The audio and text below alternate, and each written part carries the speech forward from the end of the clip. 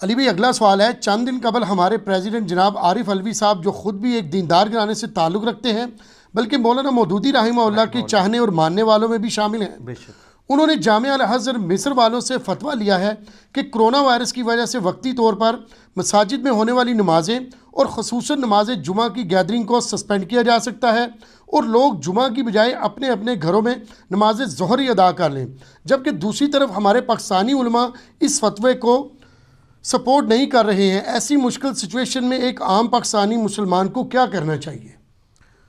پہلی تو بات یہ کہ یہ ڈاکٹر عارف علوی صاحب جو ہیں حفظہ اللہ تعالیٰ انتہائی دیندار شخصیت ہے، کوئی شک نہیں، ان کی دینداری میں کوئی شک نہیں ہے۔ یہ اپنے ہاسپٹل میں باقاعدہ خود درس بھی دیتے تھے، اب تو خیر وہ جب سے پریزیڈنٹ بنے ہیں تو یہاں ان کی مصروفیات ہیں، اور نماز بھی خود پڑھاتے تھے۔ اور یہ جو ان کے بارے میں لوگوں نے مشہور کر دیا شیعہ ہیں، یہ سنی خاندان سے تعلق رکھتے ہیں، مودودی صاحب کے فالوور ہیں، بلکہ جماعت اسلامی کے رکن بھی رہے ہیں۔ باقی شیعہ بھی ہوتے ہیں، ہمیں تو اس سے غرض نہیں تھا، ہم تو مسلمان ہی سمجھتے ہیں، علمی اختلاف اپنی جگہ، لیکن ایک چونکہ ان کے نام کے ساتھ علوی آ گیا نا تو وہ کہتے ہیں شیعہ ہوں گے، جس طرح میرے نام کے ساتھ مرزا آتا ہے تو کہتے ہیں قادیانی ہوگا، ٹھیک ہے، وہ تو شکر ہے ظفر مرزا بھی آ گیا ایک، تو انہیں کم از کم انہوں نے جو گورنمنٹ کا اسپوکس مین اس وقت بنا ہوا ہے کرونا کے حوالے سے۔ تو یہ جو الازہر یونیورسٹی کا فتویٰ ہے، الازہر یونیورسٹی اسلام کی سب سے قدیم یونیورسٹی ہے، 328 ہجری میں یہ فاطمی دور کے اندر بنائی گئی ہے، یعنی وہ بھی شیعہ کا دور تھا، فاطمی شیعہ تھے، تو اب یہ 1441 ہجری چل رہا ہے، آپ اندازہ لگا لیں آلموسٹ 1100 سال ہو چکے ہیں اس یونیورسٹی کو بنے ہوئے۔ وہاں تمام مکاتب فکر کے، خصوصاً جو اہل سنت کے جتنے اسکول آف تھاٹ ہیں، حنفی، شافعی، مالکی، حنبلی، ان کے علماء ہیں، اور ایک دوسرے کی سپورٹ کے لیے فتوے بھی دیتے رہتے ہیں۔ حنفیوں کو مالکی فتویٰ چاہیے ہو تو وہ مل جاتا ہے، مالکیوں کو حنفی چاہیے ہو تو وہ مل جاتا ہے۔ یہ فتویٰ جو آیا نا جی، یہ فتویٰ جتنا مرضی یہاں پہ فتوے منگوا لیں، ڈاکٹر صاحب جو ہیں ہمارے پریزیڈنٹ صاحب، یہاں کے علماء نے ان فتووں کو نہیں ماننا۔ ہاں، یہ تو ان کی میں سمجھتا ہوں کہ کمظرفی ہے اگر یہ سمجھ رہے ہیں۔ یہاں چاہیے کہ پریزیڈنٹ ہوں یا پرائم منسٹر، یہاں کے بڑے علماء کو، مفتی منیب الرحمان صاحب کو، مفتی تقی عثمانی صاحب کو، امین شہیدی صاحب کو، ساجد میر صاحب کو، یہ سارے فرقوں کے میں نے بڑے بڑے علماء کے نام لیے، ان کو آپ اعتماد میں لیں، ان کی میٹنگ کال کریں اور ان کو پوری سچویشن بتا کے ان کے ذریعے جو چیز امپلیمنٹ ہوگی وہ مانی جائے گی۔ ورنہ میں آپ کو بتاؤں، نہ پاکستان کی پولیٹیکل گورنمنٹ، نہ پاکستان کے ریاستی ادارے، چاہے پولیس ہو، فوج ہو، ایجنسیز ہوں، کوئی ایسی چیز امپلیمنٹ نہیں کر سکتے جس کو پاکستان کے علماء سپورٹ نہ کریں۔ یعنی اس چیز کو میں المیہ بھی سمجھتا ہوں اور خوش قسمتی بھی سمجھتا ہوں، کیونکہ بعض اوقات واقعی ہمارے ان علماء جن سے میں سخت اختلاف رکھتا ہوں، ان کے سٹینڈنگ کی وجہ سے کئی ایک غیر اسلامی چیزیں بھی دب جاتی ہیں۔ میں اسپیسیفکلی اس کیس کی بات نہیں کر رہا، جنرل بات کر رہا ہوں۔ جس طرح پاسپورٹ سے انہوں نے وہ اسلام کا خانہ نکال دیا تھا، تو اس وقت پھر علماء کی وجہ سے ہی ان لوگوں کو ڈیسیژن واپس لینا پڑا۔ یہاں پر میں سمجھتا ہوں جو پاکستانی علماء نے انہوں نے جو فتویٰ دیا ہے وہ بڑا آپٹیمل فتویٰ ہے۔ انہوں نے فتویٰ یہ دیا ہے کہ جو بہت بوڑھے ہیں، کمزور ہیں، بچے ہیں، جو ونریبل ہیں، وہ اپنے گھروں میں ہی کوارنٹین میں رہیں، وہیں پہ نماز قائم کریں جماعت کروا کے، اور جو صحت مند لوگ ہیں وہ مسجد میں آئیں اور ایک دوسرے سے ہاتھ نہ ملائیں، کیونکہ اصل چیز تو سلام کرنا ہے۔ میرا بھی اس پہ پہلے بھی کلپ آ چکا تھا، لاکھوں لوگوں نے وہ دیکھا ہے۔ اور احتیاط کریں اور نماز مختصر ہو واپس چلے جائیں۔ لیکن گورنمنٹ ایک سٹیپ آگے گئی ہے، انہوں نے کہا کہ نہیں، یہ لوگ بھی گھروں میں نماز پڑھیں، مسجدیں ہم لاک نہیں کریں گے، مسجد کی جو انتظامیہ یا جو مؤذن اور امام مسجد ہیں بس وہی اذان دیں تاکہ اذانوں کی آواز بھی آتی رہے، مسجدیں بھی جماعت سے خالی نہ ہوں، بس 2-4 لمیٹڈ لوگ نماز پڑھ لیں تاکہ باقی لوگوں کی طرف سے ایک فرض کفایہ کے طور پہ ادا ہو جائے۔ کیٹاسٹرافک کنڈیشن ہے، تو اس پہ بھی علماء ایگری ہیں۔ میرا خیال ہے جس چیز پہ علماء ایگری کیے ہوئے ہیں اس کے اوپر ہی جانا چاہیے، اتنا کوئی سخت رویہ نہ اختیار کر لیا جائے کہ پھر آپ امپلیمنٹ کرنا مشکل ہو جائے۔ اور اس کو سپورٹیو وہ احادیث بھی ہیں، بخاری مسلم میں کئی احادیث ہے کہ نبی الاسلام سخت سردیوں میں اور بارش کے موسم میں اذان کے اندر حی علی الصلاح، حی علی الفلاح کی جگہ یہ ایڈ کروا دیتے تھے صلو فی رحالکم یا صلو فی الرحال یا صلو فی بیوتکم، اپنے گھروں میں ہی نماز پڑھ لو. اور بلکہ بخاری مسلم میں حدیث ہے کہ جمعے کا دن تھا تو ابن عباس نے مؤذن کو اذان کے دوران ٹوکتے ہوئے کہا. اس پہ امام بخاری نے باب باندھا ہے کہ اذان کے دوران گفتگو بھی کر سکتے ہیں، اور کہا کہ تم یہ ساتھ بول دو. بعد میں کچھ لوگوں نے اعتراض کیا تو ابن عباس نے کہا کہ بھئی میں بھی جمعے کی نماز کو فرض ہی سمجھتا ہوں، بخاری کے الفاظ ہیں، لیکن نبی علیہ السلام لوگوں کو تکلیف میں نہیں ڈالنا چاہتے تھے. تم میں سے کوئی شخص مسجد میں آئے، وہ کیچڑ کی وجہ سے ڈسٹرب ہو جائے. اچھا بعض لوگ کہہ رہے ہیں کہ جی وہ جو علماء ہے نا وہ کہتے ہیں جی وہ جو آیا نا کہ گھروں میں نماز پڑھو، یہ اس لیے کہ لوگ کیچڑ میں سلپ نہ ہو جائیں، ورنہ اگر سڑکیں پکی ہوتی تو صلو فی الرحال نہ ہوتا. تو میں ان کو کہوں گا کہ یہ آپ آدھی حدیث پیش کر رہے ہیں. بخاری مسلم میں الفاظ ہے کہ سخت سردیوں کے موسم میں بھی نبی علیہ السلام یہ کہتے ہیں. سردیوں کے موسم میں کون سا کیچڑ تھا؟ بارش میں تو کیچڑ مانا جا سکتا ہے، تو سردیوں کے موسم میں کیا تھا؟ آنے میں تکلیف، خوف. جو صحیح مسلم میں اوپر تلے 10 احادیث ہیں 1629 سے آنورڈ. ابن عباس کہتے ہیں کہ اللہ کے نبی علیہ السلام نے بغیر خوف کے، بغیر بارش کے اور بغیر سفر کے، یعنی مدینہ شریف میں ہمیں زور اثر کی نمازیں جمع کروائی اور مغرب اور عشاء بھی جمع کروائی. تو تابعین نے پوچھا کیوں کیا تھا ایسا؟ کہا تاکہ امت کے لیے آسانی ہو جائے، کوئی حرج باقی نہ رہے، کوئی تنگی باقی نہ رہے. تو اس سے رزلٹ نکلا کہ آپ نمازوں کو جمع بھی کر سکتے ہیں بغیر خوف کے، بغیر بارش کے اور بغیر سفر کے بھی کبھی کبھار. تو اس میں امپلائڈ ہے کہ خوف کے ساتھ، بارش کے ساتھ اور سفر کے ساتھ تو ویسے ہی کر سکتے ہیں، اور اس کو سپورٹی بخاری مسلم میں درجنوں احادیث موجود ہیں. میرے الگ سے کئی کلپس اس کے اوپر موجود ہیں. تو نمازیں جمع بھی ہو سکتی ہیں گھروں میں بھی. اگر کیٹاسٹرافک کنڈیشن میں نماز پڑ جاتی ہے اور آپ نے مزید کوئی تسلی کرنی جس طرح یورپ اور امریکہ میں، تو آپ اپنے گھروں میں فرض نماز کے لیے اذان دیں، اقامت کریں، جماعت قائم کریں. اور اس میں پھر جمعے کی نماز جو ہے نا وہ نہیں پڑھی جائے گی گھر میں. یہ بعض کوئی یہ بھی افواہ مچا رہے ہیں. یہ امت کا اجماع ہے کہ بھئی جب جمعے کی نماز مسجد میں ہوتی ہے، اور اس کی ایک شرائط ہے، جمعے کا مقصد نماز پڑھنا نہیں ہوتا، تذکیر ہوتا ہے، نصیحت ہوتا ہے. تو جب وہ ایک پولیٹیکل گیدرنگ ہی مسلمانوں کی نہیں ہو رہی ہے اور آپ گھروں میں ہیں، تو اب وہاں پہ تو آپ نے تقریریں کر کے تو ممبر تو نہیں کھڑے کرنے ہیں، اور ممبر بھی ہوتا ہے، اس میں ممبر پہ بھی چڑھنا ہوتا ہے. تو گھروں میں زور پڑی جائے گی، اس پہ اجماع امت ہے. جمعے والے دن بھی جب یہ اناؤنسمنٹ ہوتی تھی تو صحابہ کرام مطلب اس وقت گھروں میں آپ کو پتا آج تو 2-2 3-3 بچے ہیں، اس وقت تو 8-8 10-10 بچے ہوتے تھے. تو صحابہ کرام گھر جمعہ بھی کروا سکتے تھے. تو کوئی ثابت نہیں ہے کہ انہوں نے گھر کے بھی جمعہ کروایا ہو، گھر میں زور کی نماز. ایون مسلمانوں کو تو یہ مسئلہ بھی پتا ہے کہ اگر کسی کی جمعے کی نماز رہ گئی اور وہ مسجد میں آ کے نماز پڑھتا ہے تب بھی وہ جمعہ نہیں پڑھے گا، زور کی نماز ہی پڑھے گا. تو یہ کس نے مسئلہ نکال لیا؟ اور یہ بخاری مسلم میں جو حدیث ہے، جمعے کے دن نبی علیہ السلام نے کہا صلو فی الرحال، اپنے گھروں میں ہی نماز پڑھ لو. تو نماز گھر پڑھ سکتے ہیں، ہاں جماعت کروائیں. اب کل کتنی تیز بارش تھی، میں جمعے کے لیے نہیں جا سکا تو میں نے گھر میں جماعت کروائی. اور اس میں بخاری مسلم میں حدیث ہے کہ سب سے پہلے مردوں کی صف ہوگی، اس کے بعد چھوٹے بچوں کی، پھر غلاموں کی، اور اینڈ پہ عورتوں کی. یہ ترتیب ہوگی. اگر 2 مرد ہیں اور 1 عورت ہے تو مرد کو اپنے ساتھ کھڑا کریں، عورت کو پیچھے کھڑا کریں. اگر صرف میاں بیوی ہیں تو میاں آگے کھڑا ہو، بیوی پیچھے کھڑی ہو.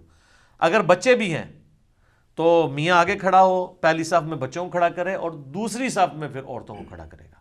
یہ نہیں ہے کہ بچوں کی ماں بچوں کے ساتھ کھڑی ہوگی، نہیں، اس کی صف پھر بھی علیحدہ ہی بن رہی ہے. یہ سنت ہے. تو ہم نے تو کل پھر زور اثر کو جمع بھی کیا، 4 فرض زور کے پڑھے، 4 اثر کے پڑھے اور جمعے کی جگہ، اور اس سنت پہ بھی عمل کیا، اذان بھی دی اور اقامت بھی کہی. تو آپ اس طریقے سے کر سکتے ہیں. باقی اس سچویشن میں آپٹیمل، میں تو پاکستان کے علماء کے فتوے کے ساتھ ایگری کرتا ہوں. میں الازہر کی جو علماء ہیں نا، میں ان کی کریڈیبلٹی کو نہیں مانتا. اس کی وجہ یہ ہے کہ یہ لوگ دنیا دار بھی بہت زیادہ ہیں. ان لوگوں نے بینکنگ کے سود کے حلال ہونے کے اوپر بھی فتوے دیے ہوئے ہیں. اور الازہر میں تو آپ پتہ ہے اکثر علماء نے داڑھیاں بھی نہیں رکھی ہوئی. وہاں پہ جو نماز پڑھانے والے ہیں وہ بھی کلین شیو ہے. اس سے آپ دین کے ساتھ ان کے جو شغف ہے اس کا اندازہ لگا لیں. وہ دین کو ایز اے نالج پڑھ رہے ہوتے ہیں، پریکٹسنگ اس طریقے سے وہ نہیں ہوتے ہیں، لہٰذا ان کے فتووں کی ایز سچ اہمیت نہیں ہے. اور میرا خیال ہے یہاں پہ کئی علماء ہیں جو ان سے زیادہ نالج والے ہیں اور زیادہ خوف خدا رکھنے والے لوگ ہیں. ہماری گورنمنٹ کو چاہیے ہمارے ملک کے جو اپنے علماء ہیں ان کے فتووں کو فالو کریں. یہاں پہ بڑا ابھی تک تو علماء آپ کا پورا اس اعتبار سے ساتھ دے رہے ہیں، اور میڈیا پہ آ کے وہ ڈاکٹرز کی جتنی بھی ہدایات ہیں انہی کے اوپر چلنے کو پبلک کو کہہ رہے ہیں خام خواہ مطلب. اور مجھے بڑی خوشی ہوئی ہے کہ پہلی دفعہ علماء کا ایک پازیٹیو چہرہ میڈیا کے سامنے آیا ہے. جتنے علماء بڑے ڈیسنٹ طریقے سے گفتگو کر رہے ہیں، اور انہوں نے کوئی اس طرح پینک پھیلانے کی کوشش نہیں کی ہے.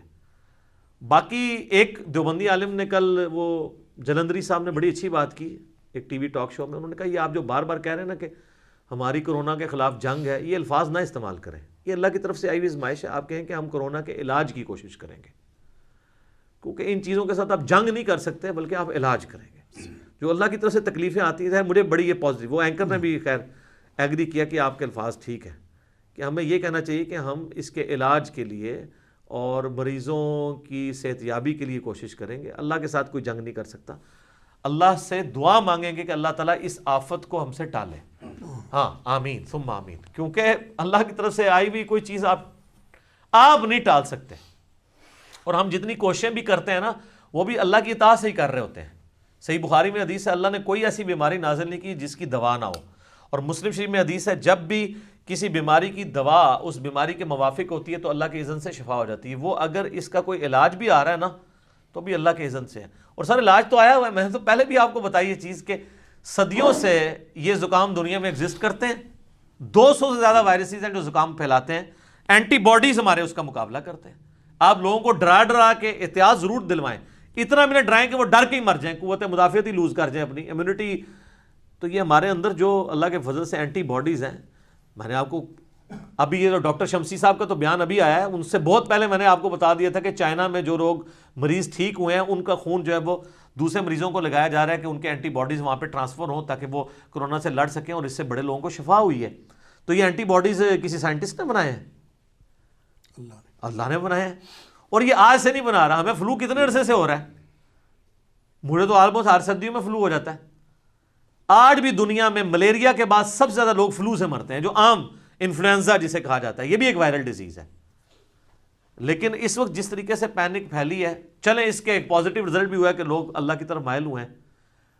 اور شکر ہے کہ سوشل میڈیا کے اوپر دعائیں شیئر ہو رہی ہیں, توبہ استغفار شیئر ہو رہا ہے, اور لیکچرز شیئر ہو رہے ہیں. تو یہ بڑا اچھا موقع ہے. میں کہتا ہوں یہ آپ کو گھر میں اللہ نے ایک نیچرل اعتکاف دے دی ہے, یہ کوارنٹین آپ کو نیچرل ملی ہے. گھروں میں بیٹھے قرآن ترجمے سے پڑھ لیں یار, اپنے ٹائم کو. لوگ اب عجیب میڈیا پہ بھی نا عجیب جی ٹائم گزارنے کے لیے آپ کون سی کتاب پڑھ رہے ہیں. خدا کے لیے مسلمان ملک میں یہ باتیں کر رہے ہو, آپ کو تو میڈیا سے کہنا چاہیے کہ آپ ٹائم گزارنے کے لیے قرآن ترجمے سے پڑھیں. وہ دکھا رہے ہیں کوئی جناب وہ تالیاں بجا رہا ہے, کوئی ورزش کر رہا ہے, کوئی جو ہے وہ میوزیکل انسٹرومنٹس بجا رہا ہے. ٹھیک ہے ورزش کریں آپ, ہمیں کوئی اعتراض نہیں ہے, لیکن آپ لوگوں کو یہ بھی ترغیب دلائیں کہ یار لوگ جو ہے وہ قرآن پڑھیں ترجمے کے ساتھ. اور جو سٹوڈنٹس جن کی کلاسیں شروع ہونی تھیں وہ اپنی کتابیں لے کے بیٹھیں, آن لائن تعلیم حاصل کریں. ابھی کئی بچے ہیں جنہوں نے والنٹیئرلی خود یوٹیوب پہ چینلز بنا کے اپنی کلاسوں کی ویڈیوز اپلوڈ کرنی شروع کی ہیں اپنے جونیئرز کے لیے. جو وہ سینئر کلاسوں میں چلے گئے ہیں تو اپنی پرانی کلاسوں کی ویڈیوز بنا رہے ہیں تاکہ جونیئرز جو اسکول نہیں جا سکیں گے وہ تعلیم حاصل کریں. یہ پاکستان میں لوگ ایسے کر رہے ہیں, اور یورپ امریکہ میں تو آن لائن کلاسز شروع ہو گئی ہیں, باقاعدہ حاضری لگتی ہے. تو بچوں کو ڈھیلا نہ چھوڑیں. ویسے ہی بچوں کو سنبھالنا بڑا مشکل ہے, تو ان کو کم از کم ایک اسی روٹین کے اوپر رکھیں, خود بھی نماز پڑھیں. اب کرنا کرانا تو آپ نے کچھ نہیں ہے. اچھا اب بھی ہماری نیشن یہ کہہ سکتی ہے کہ ہمیں زندگی میں ٹائم نہیں ملا. یار کہتے ٹائم ہوں تو ٹائم لگ گیا جائے. ہماری ویڈیوز نکال کے آپ اپنی اصلاح کرنی شروع کریں, قرآن کی کلاسز دیکھنی شروع کریں. بہت ٹائم ہے سر آپ کے پاس, ٹائم ختم ہی نہیں ہوتا. برے کاموں میں نہ لگائیں, اچھے کاموں میں لگائیں اور اس کا فائدہ اٹھائیں. اور جو گورنمنٹس آپ کو رولز اور ریگولیشن بتا رہی ہے اس کو فالو کرنے کی کوشش کریں. اور ظاہر ہے کہ یہ ریویلڈ نالج وہی کے علم کو اور ایکوائرڈ نالج جو سائنس کے علم میں, یہ دونوں کو پیرلل میں لے کے چلنا ہے. تو انسان نے تجربات سے یہ چیز سیکھی ہے کہ جو ایپیڈیمک ڈیزیزز ہیں یہ ہوتی ہیں. میرے اس کے سپورٹو کی احادیث بھی آ چکی ہیں. صحیح بخاری میں حدیث ہے, نبی علیہ السلام فرمایا کوئی مرض ایپیڈیمک نہیں ہوتا, متعدی نہیں ہوتا, لیکن جزام کا جو مریض ہے, مجزوم نہیں مجزوم, کوڑ کا جو مریض ہے, اس سے ایسے بھاگو جیسے کہ تم شیر سے بھاگتے ہو. اور مسلم شریف میں حدیث ہے کہ بنو ثقیف سے ایک مجزوم شخص آیا جسے جزام کا مرض تھا. نبی علیہ السلام نے اس کی بیعت بھی باہر سے کہا کہ تیری بیعت ہوگی تو واپس چلا جا, ہاتھ نہیں اس کے ساتھ ملایا. اور بخاری مسلم میں حدیث ہے, نبی علیہ السلام نے فرمایا کہ کوئی بھی اپنے بیمار اونٹ کو صحت مند اونٹوں میں شامل نہ کرے. کئی ایک حدیث میری کرونا کے اوپر تو اللہ کے فضل سے اس وقت, باقی لوگوں کی ویڈیوز تو خالی مطلب تسلیوں والی ہے نا, میں نے تو ایک علمی ڈسکشن کی ہے. آپ یوٹیوب پہ جا کے لکھیں کرونا وائرس کی ریالٹی اور ساتھ لکھیں انجینئر محمد علی مرزا، تو میری ویڈیو شروع میں جو آ گئی تھی جب کرونا کا فتنہ یہاں پہ شروع بھی نہیں ہوا تھا، اس وقت ہی میری ویڈیو آ گئی تھی. آلموسٹ 7 لاکھ سے زیادہ لوگ وہ دیکھ چکے ہیں یوٹیوب پہ. 57 منٹ کی ویڈیو ہے. ایک ایک چیز میں نے سائنٹیفک چیزیں بھی اور وہی کی سپورٹیو قرآن سے، بخاری مسلم سے احادیث، ایک ایک کا نمبر نیچے ڈسپلے ہو کے ایک ایک چیز میں نے کلیئر کی ہے الحمدللہ. تو کئی ایک مسائل اس میں کلیئر ہیں. اس کے بعد 20 کوسچنز ریکارڈ ہوئے تھے، آج بھی میں نے کئی ایک چیزیں بتا دی. باقی یہ زیادہ پریشان ہونے کی ضرورت بھی نہیں ہے. یہ بھی اب اس میں کئی ایک باتیں ہیں جو یعنی میڈیا میں کرنے والوں کو مجرم سمجھا جاتا ہے. احتیاط اپنی جگہ ہے، لیکن اس کرونا کو پینک بھی نہ اس کا پھیلائیں. 200 سے زیادہ وائرسز ایسے ہیں جو پوری دنیا میں ہر سال زکام فلو پھیلا کے چلے جاتے ہیں. اور ہم میں سے میں آپ کو بتاؤں، میں پرسنلی اپنے کئی جاننے والوں کو جانتا ہوں جن کو 2-3 مہینے پہلے کرونا ہو کے جا چکا ہے. اٹلی کے رہنے والے ہمارے علاقوں میں بھی رہتے ہیں. وہ اب جب یہ مسئلہ چلا تو انہوں نے کہا اچھا یہ کرونا ہوا تھا ہمارے بچوں کو. ایک بچہ ہاسپٹل تک گیا، اس کو وہ نمونیا بگڑ گیا تو یہ وہ تو پھر پتہ چلا یہ ہو کے چلا بھی جاتا ہے. لیکن جہاں پہ یہ یعنی ابھی پہنچا نہیں ہے اور آپ کہیں گے ہو جائے گا تو ویسے ہی اگلے کی قوت مدافعت اور امیونٹی جاتی رہتی ہے. یہ تو یعنی سائنٹسٹ خود مانتے ہیں کہ کوبرا سانپ کے کاٹنے سے لوگ اتنے نہیں مرتے ہیں جتنے سانپ کے ڈر کی وجہ سے. کئی تو ایسے سانپ ہیں جن کے زہر جو ہے جان لیوا نہیں ہے، ان کے کاٹنے سے بھی لوگ مر گئے ہیں. اور کئی لوگوں کو کوبرا کاٹا اور نہیں مرے. وہ کانفیڈنٹ ہیں جو لوگ کوبرے کے ساتھ یہ کرنے والے لوگ ہیں. کئی لوگوں کی لائیو ویڈیوز بنی ہوئی ہیں کہ ان کو کوبرا کاٹا ہے تو انہوں نے کہا جی ٹھیک ہے 40 منٹس لیفٹ، وہ کاؤنٹ ڈاؤن شروع کر دیتے ہیں. وہاں جا کے اینٹی وینم لگا، ٹھیک ہو گیا. تو جڑے لوگ پہلے ہی مرے ہوئے ہوتے 40 منٹ کے 40 سیکنڈ ہی مر جائیں گے خوف کی وجہ سے. احتیاط ضرور کریں. یعنی یہ افراط و تفریط نہیں ہونا چاہیے. یہ 2 ایکسٹریمز ہیں، ایک طرف بے احتیاطی اور یہ احتیاطیں سر اس کے بغیر بھی ہیں. آپ کو اسلام نے یہ احتیاط بتائی ہے کہ آپ نے ہاتھ دھو کے کھانا کھانا ہے، اس کے بعد ہاتھوں کو پوچھنا بھی نہیں ہے. اور سر میں نے یہ عرض کیا یہ جو آئے دن آپ کو کہہ رہے ہیں 20 سیکنڈ تک صابن سے دھوتے رہیں. اس سے اگلی بات یہ ہے کہ 20 سیکنڈ دھونے کے بعد جب ہاتھ صاف ہو گئے پھر آپ انہی ہاتھوں سے جب اس نل کو بند کر رہے ہیں تو جو نل کے ہینڈل کے اوپر جراثیم تھے وہ پھر آپ نے دوبارہ لے لیے ہیں. تو آپ یہ بتایا کریں کہ 20 منٹ تک ہاتھ دھوئیں اور 10 سیکنڈ تک وہ بھی دھوئیں تاکہ ٹنکی خالی ہو جائے تھوڑی. کچھ اللہ نے بھی توکل کرو اور کسی خاص حد تک ہم احتیاط کر سکتے ہیں. اور میں نے آپ کو بار بار وہ وظائف بتائے ہیں کہ آخری 3 صورتیں صبح و شام 3 دفعہ پڑھ لیں، اپنے جسم پہ دم کر لیں. اس سے بہتر کوئی وظیفہ نہیں ہے. جامعہ ترمذی میں سنن نسائی میں حدیث ہے جب یہ 3 صورتیں نازل ہوئیں المعوذات، 3 پناہ دینے والی صورتیں، سورۃ الاخلاص، سورۃ الفلق اور سورۃ الناس، تو نبی علیہ السلام نے باقی دعائیں چھوڑ کے انہی 3 صورتوں کو لے لیا تھا. سب کچھ ہے اس کے اندر. سورہ اخلاص میں توحید ہے، اللہ کا بہترین ذکر، اور ذکر ہی تو شیطان کے اگینسٹ اور ساری چیزوں کے اگینسٹ اللہ کی پناہ دیتا ہے.